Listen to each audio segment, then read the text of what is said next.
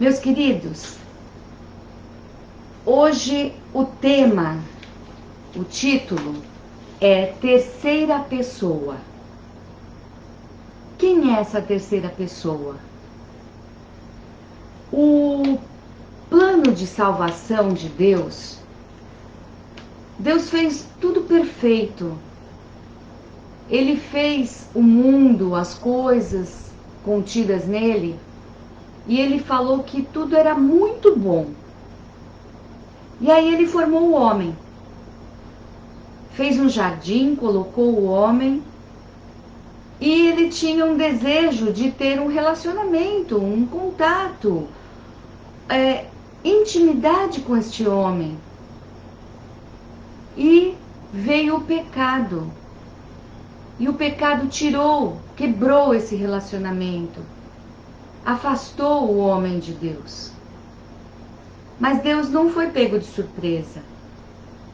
Ele tinha um plano. E nesse plano incluía a vinda do seu filho. E depois que seu filho completasse a redenção, essa salvação, ele ainda enviaria a terceira pessoa, que é o Espírito Santo. E é sobre essa terceira pessoa que nós iremos tratar nessa manhã. Então, Deus planejou, Jesus efetuou o plano, e o Espírito Santo continua aplicando o plano da salvação.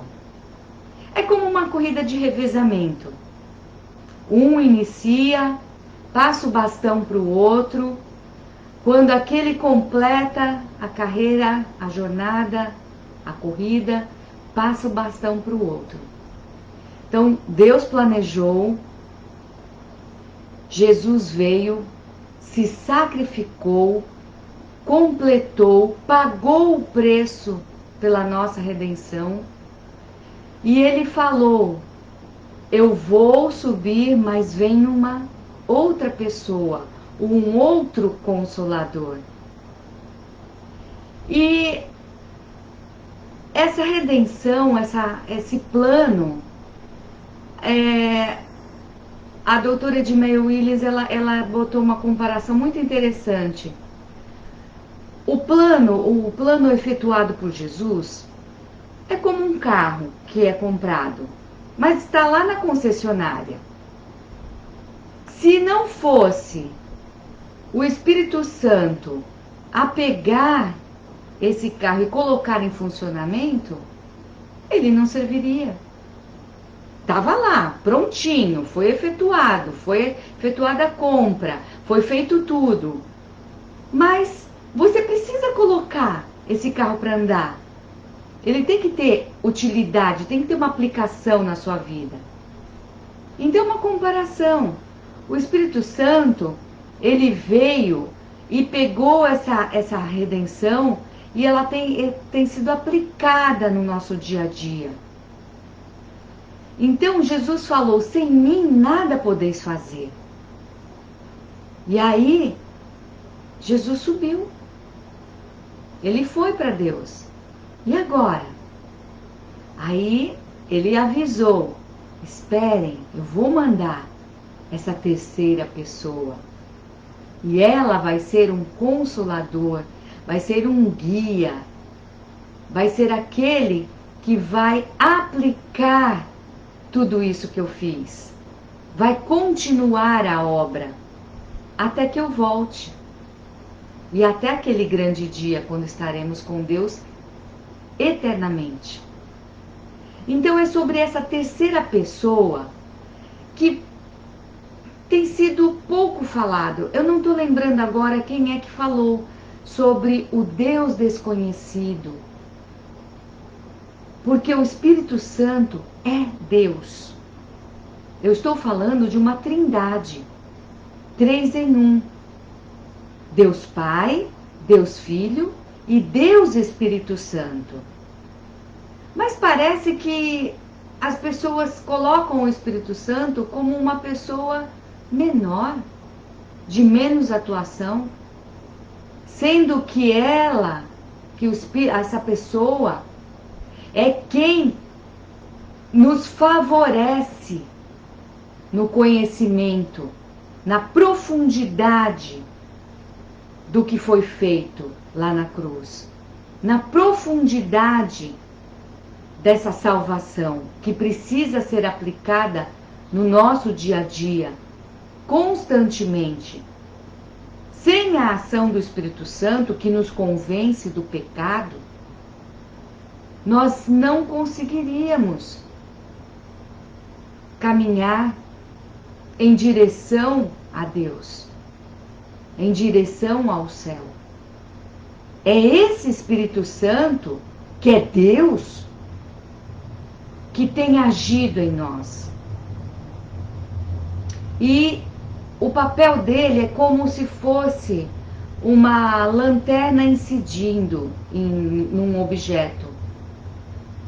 Ele não fala dele próprio, ele aponta para a salvação que foi feita através de Jesus. Todo o trabalho do Espírito Santo aponta para Jesus. Então, realmente, ele é uma pessoa discreta. Ele age... eu sempre falo que num hospital, quando inaugura, é muito importante ter coisas grandes, um grande tomógrafo, um equipamento de última geração. Mas o que sustenta mesmo o hospital, o dia a dia, é a solução salina, é o algodãozinho, é a gaze, é a agulhinha. Sem essas manutenções, sem essas coisas, ficaria muito difícil a atuação dos médicos, enfermeiros, de todos os que trabalham num hospital para beneficiar o doente. Então, o Espírito Santo, ele trabalha no arroz e feijão, digamos assim, no nosso dia a dia, na nossa manutenção, para nos fortalecer, para nos guiar, para nos desenvolver. Então, o Espírito Santo, ele é extremamente importante. Ele não pode ser deixado de lado ou não ser lembrado como Deus. O Deus atuante que tem nos fortalecido e nos ajudado. E vamos ler lá em Efésios 5,18, que fala assim: e não vos embriagueis com vinho, em que há contenda, mas enchei-vos do Espírito. E esse Espírito aqui é Espírito com letra maiúscula, dizendo Espírito Santo de Deus. Esse Espírito que é Deus. E está falando... É interessante, né? Por que comparar com uma embriaguez? E aí você veja, quando você lembra de uma pessoa embriagada, você vê uma pessoa dominada pelo álcool. E essa pessoa, ela começa a fazer coisas que não são da situação comum dela quando ela está sóbria. Ela começa a falar bastante, ela é mais ousada, ela é mais intrépida. Então, ela começa a fazer coisas que ela normalmente não faria, porque ela está sob o domínio do álcool.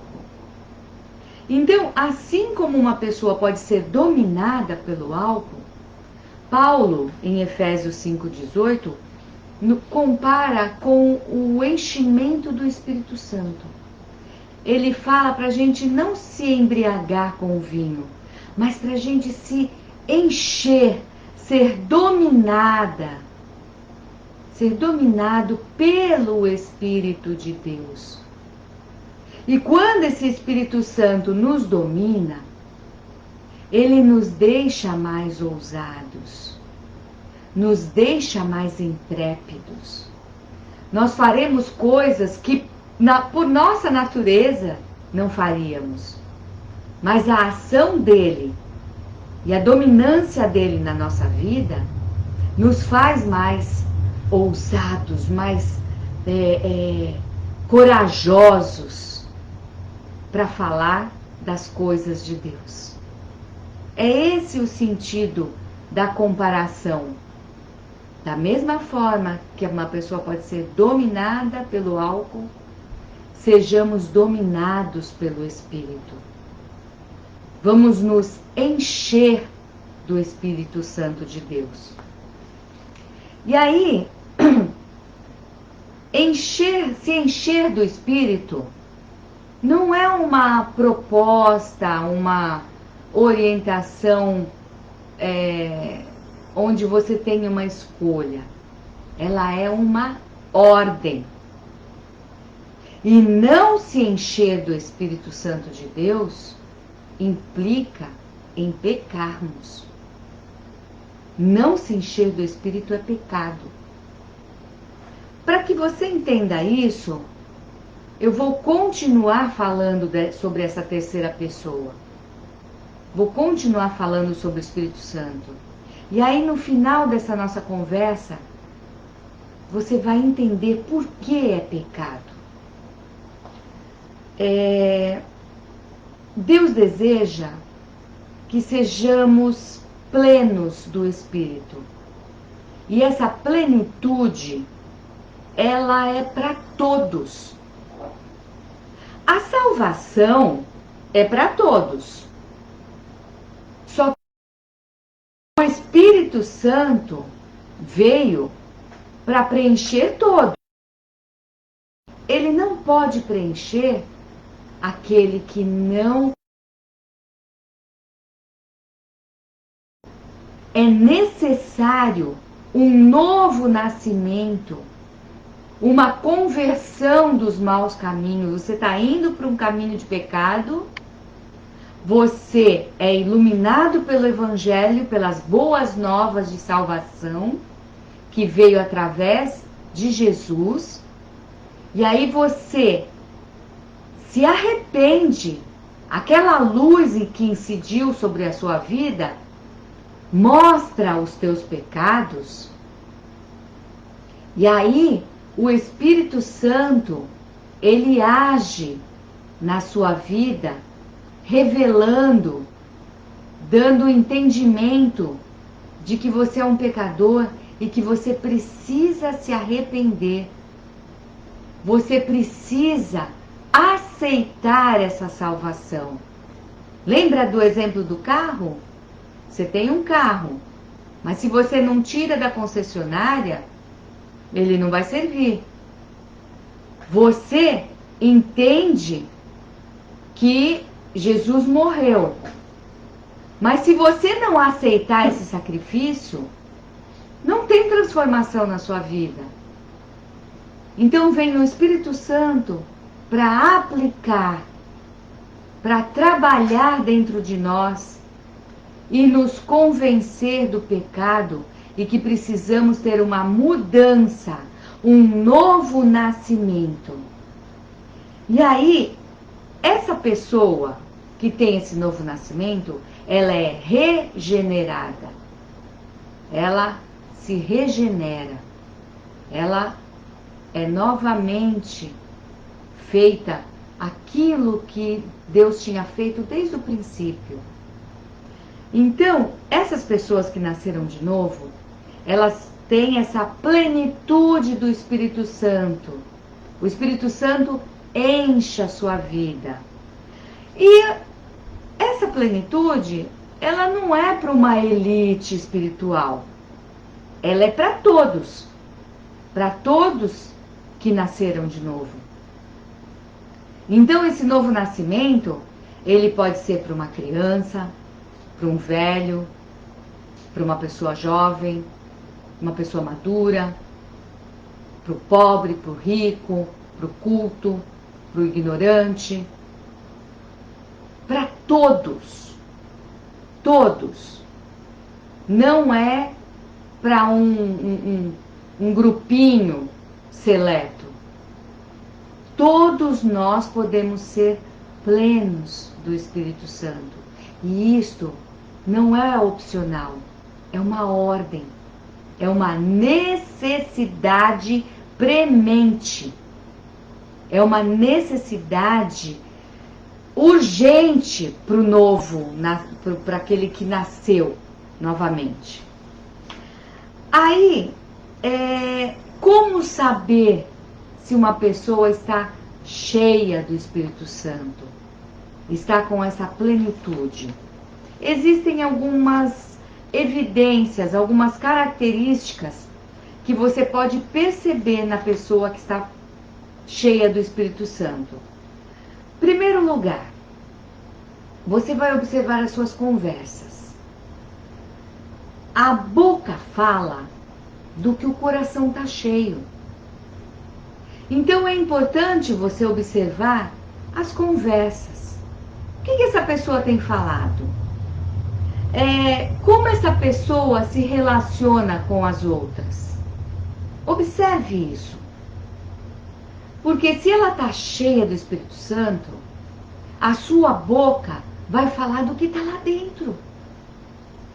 Então, como a pessoa pode estar cheia do Espírito Santo se, quando num momento de limite, saem palavrões, palavras torpes, palavras sujas, pensamentos maus? Como pode uma pessoa cheia do Espírito Santo de Deus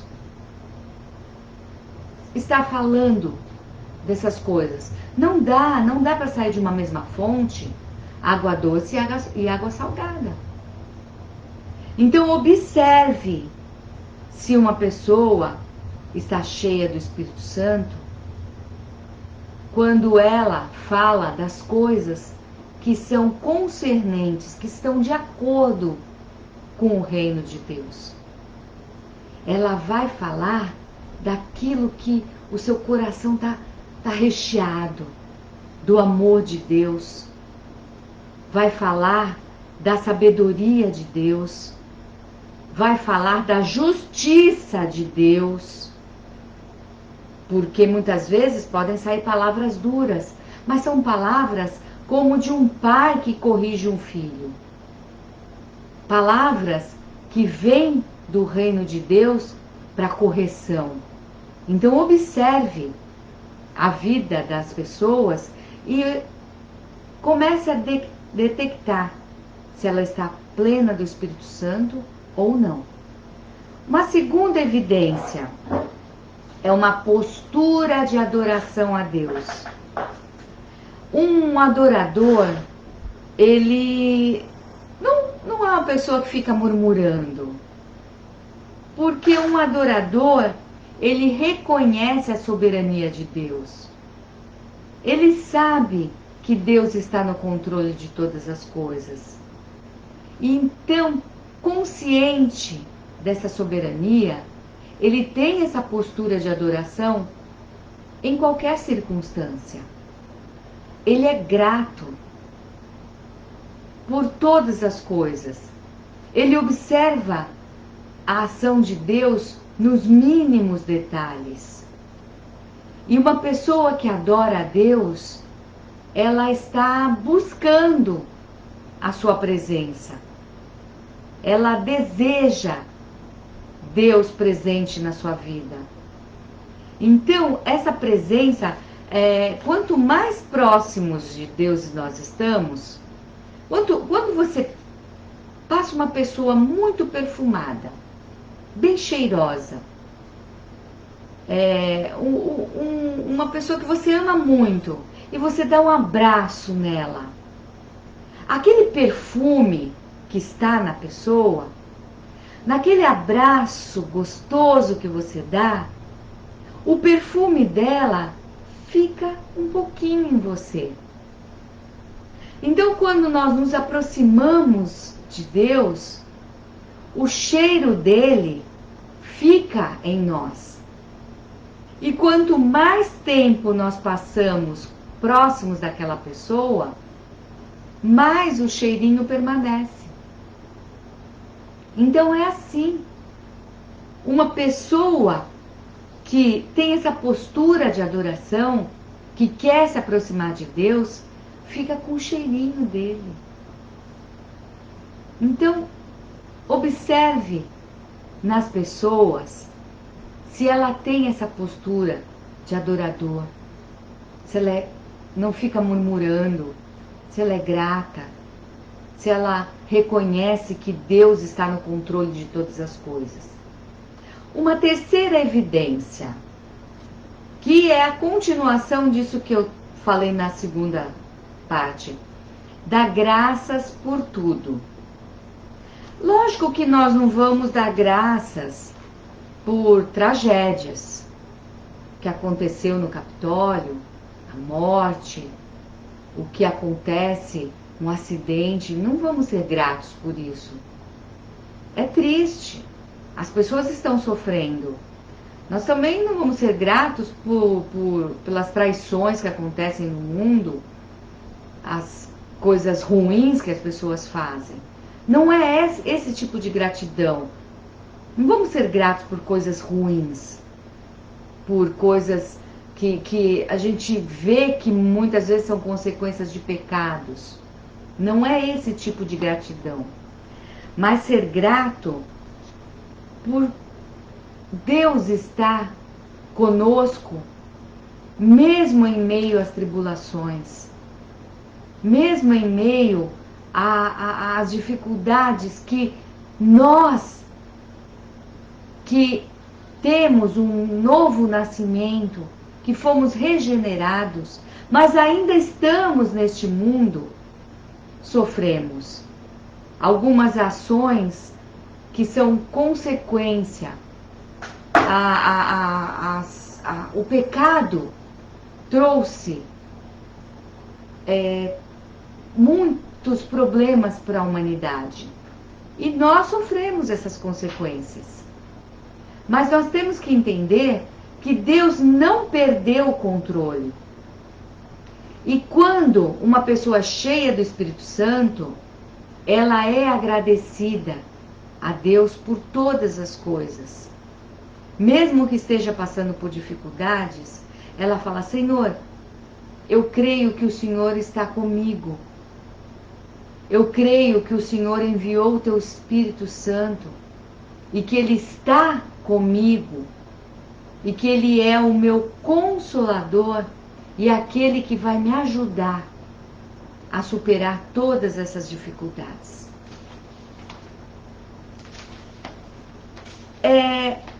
Eu falei que são evidências de pessoas cheias do Espírito Santo. E lá em Joel 2, nos versículos 28 e 29, ele fala: E há de ser que depois derramarei meu Espírito sobre toda a carne, e vossos filhos e vossas filhas profetizarão, os vossos velhos terão sonhos, os vossos mancebos terão visões. O profeta Joel, ele recebeu essa profecia, e era uma profecia que nessa época o povo não entendia.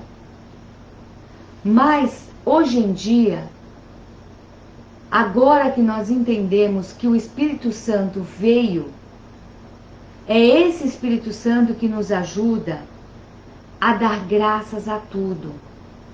Ele nos faz entender a ação de Deus em nossas vidas.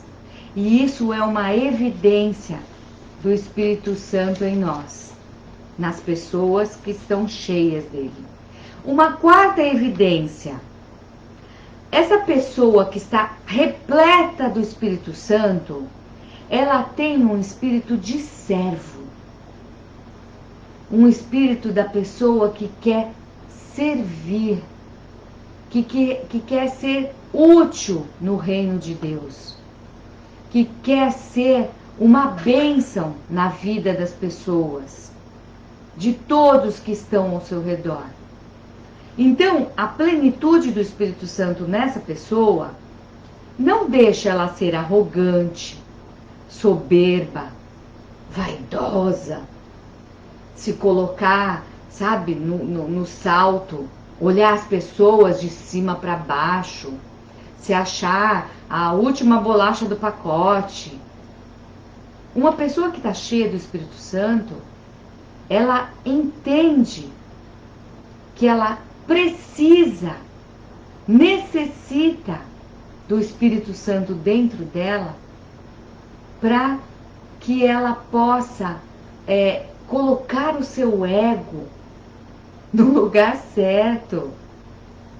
O seu ego não pode sobrepujar o Espírito Santo que está dentro dela.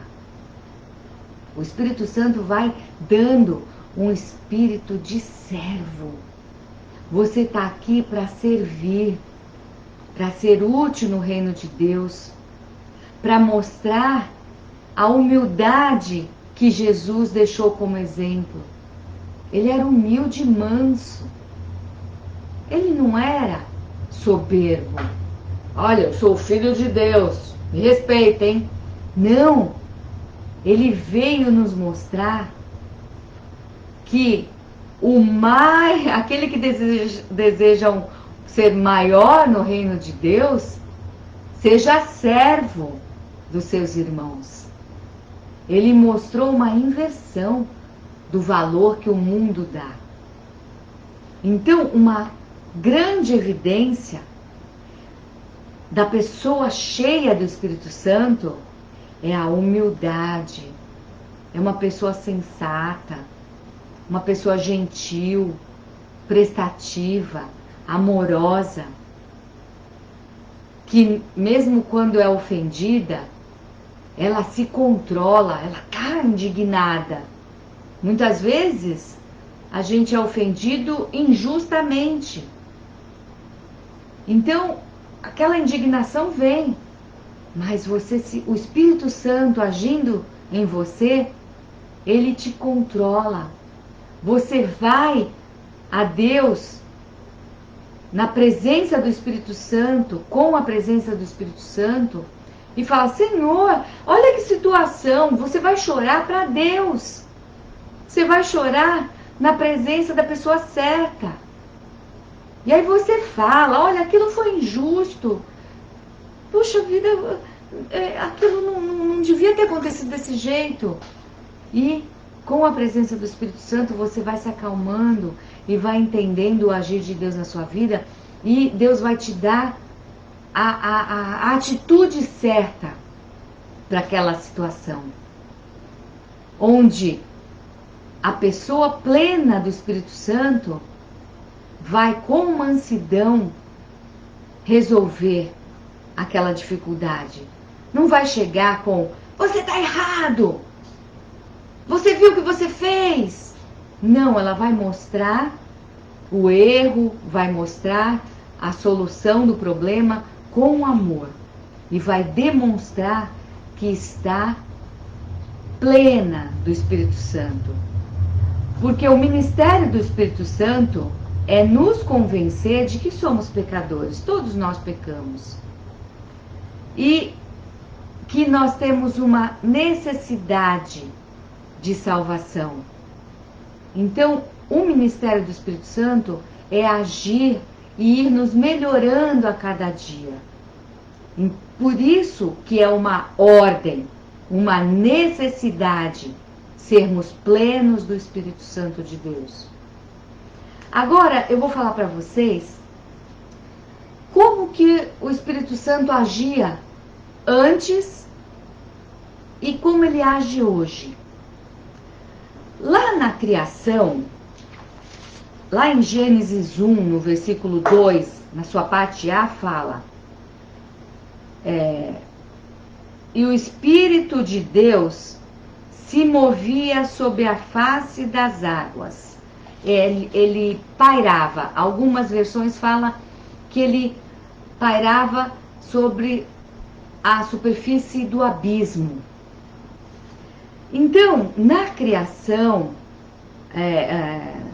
de todas as coisas, lá no início, o Espírito Santo, ele não tocava a terra, ele pairava, ele sobrevoava, ele não encostava na terra.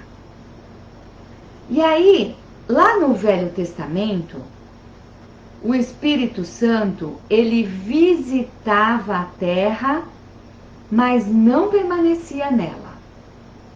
Ele vinha, soprava as mensagens no ouvido dos profetas e depois ele ia embora. Então ele era um visitante, ele não permanecia. E aí os profetas, eles desejavam a presença do Espírito Santo, porque eles sabiam da necessidade que eles tinham para poder falar suas profecias, para poder cumprir o seu ministério. Então, eles tinham um desejo ardente da presença. Eles queriam que o Espírito Santo ficasse o tempo todo com eles. Mas não era isso que acontecia. Eles chamavam tangedores, aí aquele louvor, aí vinha a presença do Espírito Santo, falava com eles e ia embora. E lá em Jeremias, capítulo 14, versículo 8, eles falam, Jeremias falando: ó esperança de Israel e redentor seu, no tempo da angústia, por que serias como um estrangeiro na terra e como um viandante que se retira a passar a noite? Então era uma lamúria, era um choro, uma reclamação do profeta sobre a presença do Espírito Santo. Por quê? Por que essa presença vem de vez em quando? Por que se retira? Por que vem como um viajante que vem numa pousada e vai embora? Era assim a presença do Espírito Santo. Então, vocês vejam bem, e Joel, quando ele falou que Deus derramaria o Espírito Santo sobre toda a carne, quando Joel falou essa profecia, o povo não entendeu, porque acontecia como esse profeta falava, por que vem como um viajante que vai embora, vem, dá profecia e vai embora. Então o povo não estava acostumado com essa permanência. Então essa profecia de Joel não foi entendida. Como que vai derramar sobre toda a carne? Não é só sobre os profetas? Não é só sobre aquela elite espiritual? Como é que o profeta Joel fica falando que vai ser derramado sobre toda a carne? Eles não conseguiram entender. Então era assim no Velho Testamento. Ele vinha, o Espírito Santo vinha e ia embora, voltava para Deus. Só que, após Jesus ressuscitar e ser glorificado, e depois que ele ascendeu aos céus, Jesus, ele falou, antes da sua ascensão, ele falou: permanecei em Jerusalém, até que do alto sejais revestidos de poder. Que poder era esse? Era a descida do Espírito Santo. Era o cumprimento daquela profecia de Joel. Aí vamos ler lá em Atos, versículos 2, 4, 32 e 33. Atos 2, versículos 2, 4, 32 e 33. E de repente vem do céu um som como, não era como, parecido, de um vento veemente e impetuoso, e encheu toda a casa em que estavam assentados. E todos foram cheios do Espírito Santo, e começaram a falar noutras línguas, conforme o Espírito lhes concedia que falassem. Aí mais adiante, Deus, é Pedro falando, Deus ressuscitou a este Jesus, do que todos nós somos testemunhas, de sorte que, exaltado pela destra de Deus, e tendo recebido do Pai a promessa do Espírito Santo, derramou isto que vós agora vedes e ouvis. Havia uma promessa da parte de Deus de que o Espírito para morar. Ele não estava mais lá como no início, pairando sem tocar. Ele não estava mais no Velho Testamento, vindo e voltando, só de visita, só de passagem. Quando Jesus falou para os discípulos, é preciso que eu vá embora, que eu suba para o Pai, para que o Espírito Santo, um outro Consolador, venha até vocês. É necessário que eu parta, para depois vir o Espírito Santo e morar em vocês. Então, quando Jesus ascendeu, subiu aos céus, passaram-se 10 dias e os discípulos estavam em Jerusalém, estavam reunidos em constante oração. E imaginem que esses discípulos, eles estavam com medo, eles ficavam escondidos em oração, temendo, porque Jesus já tinha partido, mas o Espírito Santo ainda não tinha vindo. Eles permaneceram, eles obedeceram e ficaram permanentes ali em oração, em busca da vontade de Deus, porque havia sido uma ordenança: ficai em Jerusalém até que do alto sejais revestidos de poder. Mas por que Jesus falou isso para eles? Por que eles tinham que ficar esperando? Porque Jesus sabia que sem o Espírito Santo de Deus, eles não poderiam fazer a obra que eles precisavam fazer. Eles foram 3 anos e meio preparados por Jesus. Jesus havia falado para eles: sem mim nada podeis fazer. Eu sou a videira e vocês são os ramos. Vocês precisam estar em mim. Precisam pegar da minha seiva para poder dar fruto. Só que Jesus já tinha partido. Jesus não estava mais presente. Eles estavam ali meio que tristes, chorosos, porque aquela presença do Filho de Deus não estava mais ali. E eles permaneceram.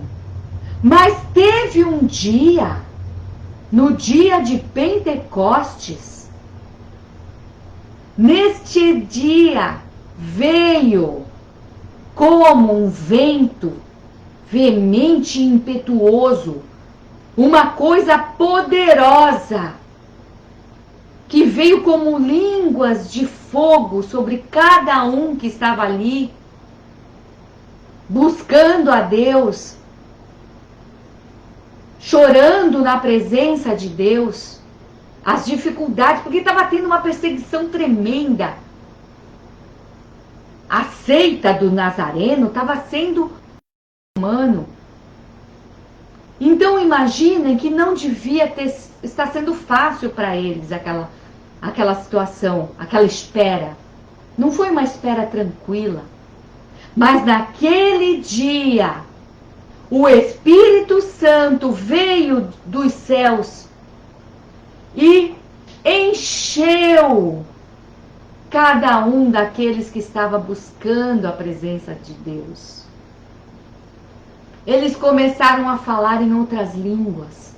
Eles começaram a ser cheios do Espírito.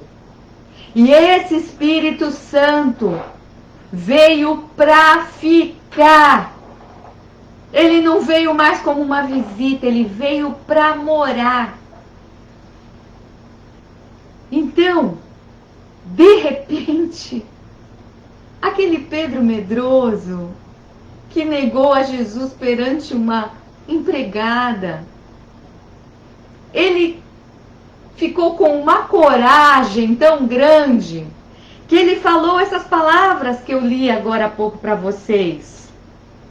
Ele com coragem, cheio de ousadia, Deus ressuscitou a esse Jesus que nós fomos testemunhas, nós vimos ele ressuscitado.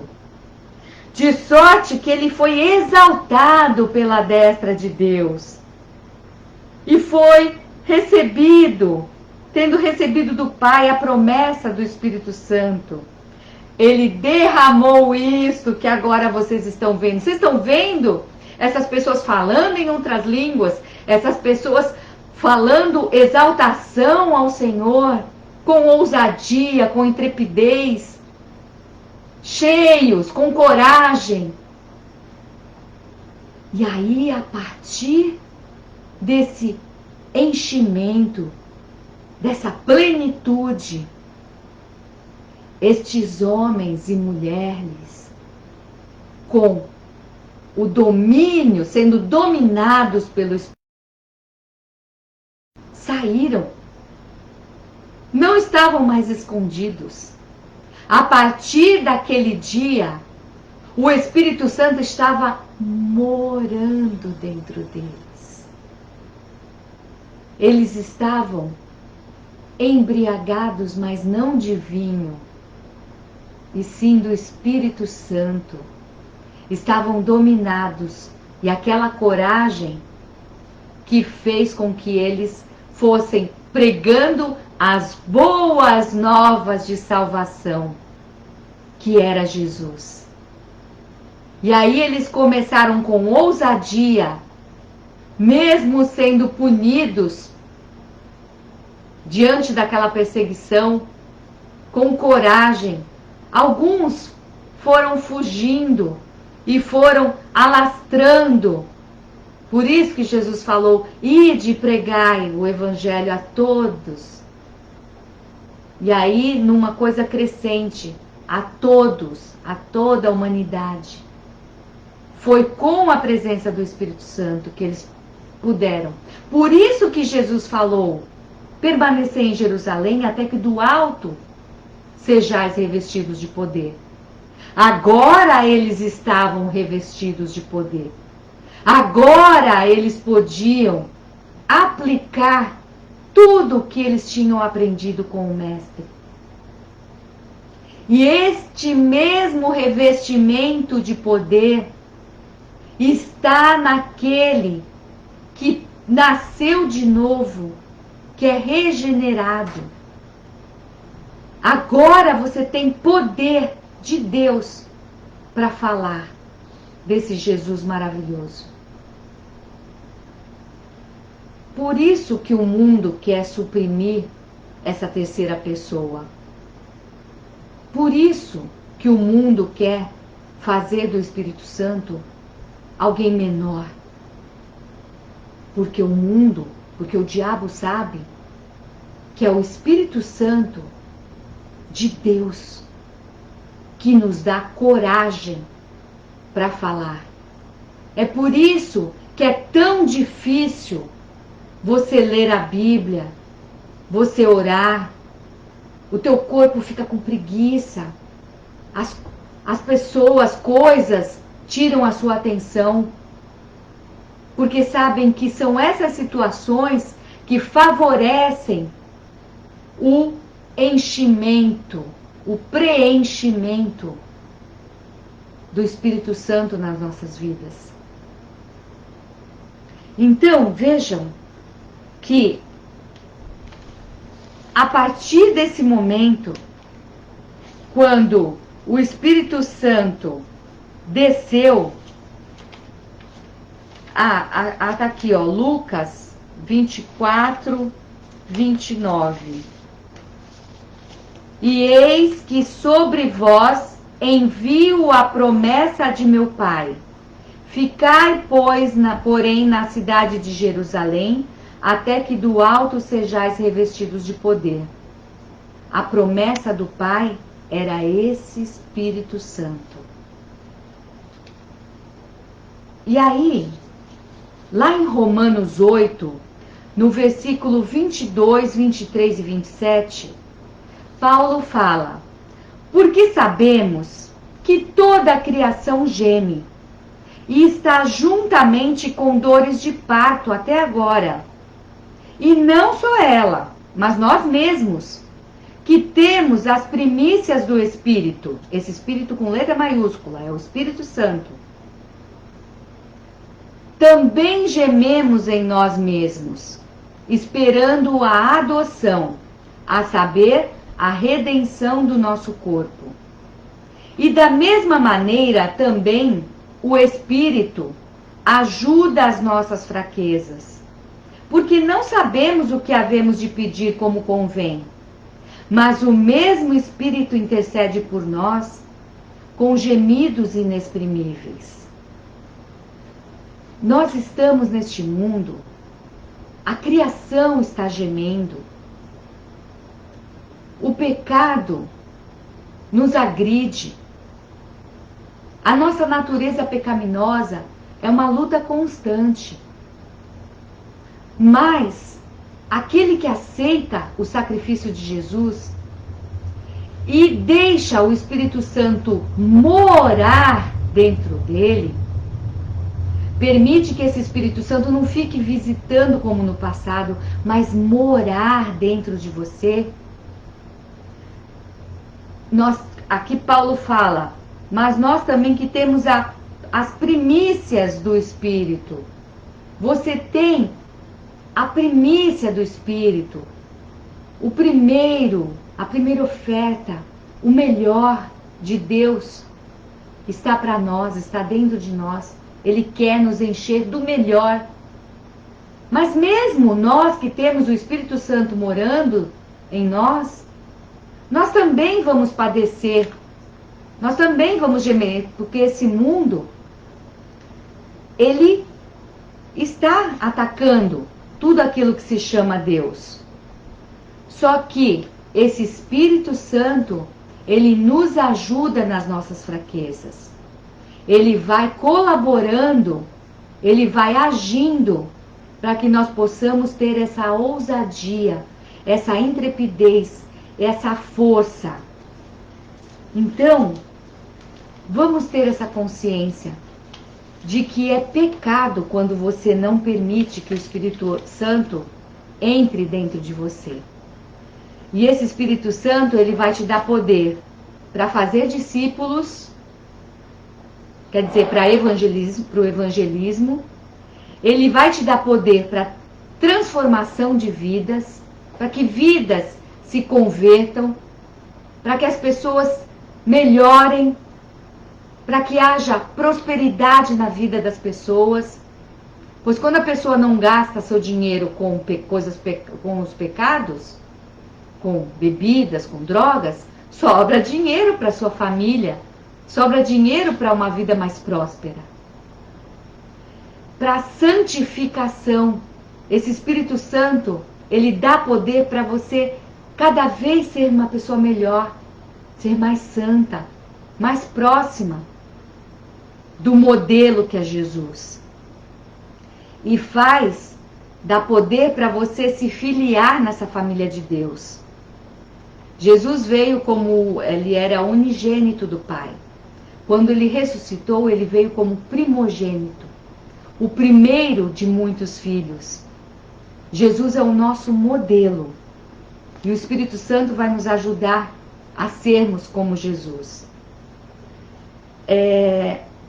Deus deu um corpo físico para Jesus.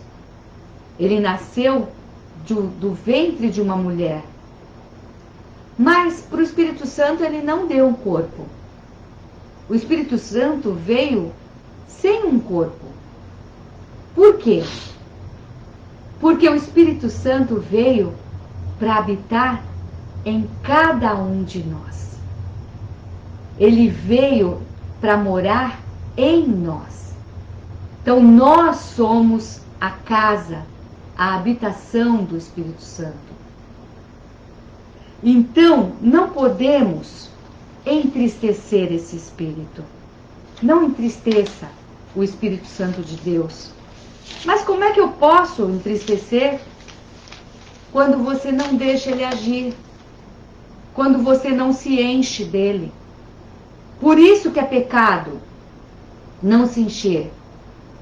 Quando você não deixa o Espírito Santo trabalhar, fazer o que ele veio fazer, você entristece ele. Então, é pecado não se encher. É pecado, sim, você deixar o seu ego se embriagar com vinho e não se embriagar com o Espírito.